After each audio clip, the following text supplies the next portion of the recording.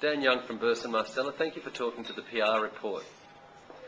How does the use of crowdsourcing, or how can the use of crowdsourcing enhance the reputation of organisations and the quality of the relationships they have with stakeholders? Thanks, Craig. I think crowdsourcing can enhance relationships and build brand profile, but it shouldn't be a sort of standalone effort. As I said yesterday, it has to be part and parcel of the social media campaign and engagement campaign. So it's a sort of a step beyond your sort of platform social media engagement strategy.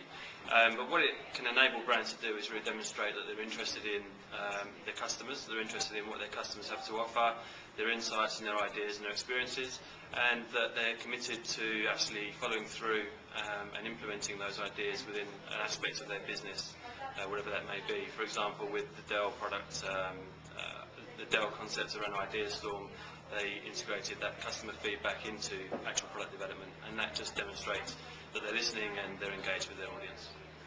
The use of crowdsourcing obviously implies that crowds are being used, but is there a way to test the waters in some sort of trial program to see whether it's an appropriate approach to use for an organisation or a program, or do you just have to go into it the whole hog from the word go?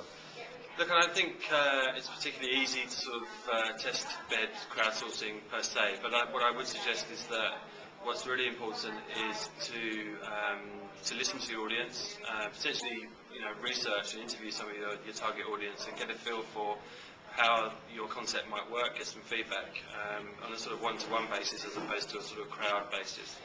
And then I think once you've sort of taken those insights and you've been through that initial process of actually listening and understanding the audience, then I think you are best placed to roll out a successful campaign.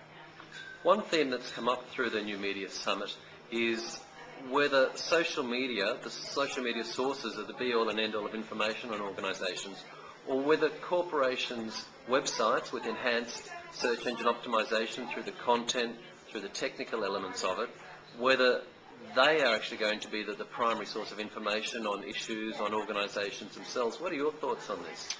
Well, there's no doubt that social media is an increasingly important port of call for people who are looking for information, and whether that be about brands or products or services or whatever it is. And so organisations definitely need to have a presence in those networks and in those forms of social media. But I don't think the corporate website is going to go away. I think it will change dramatically in the years ahead.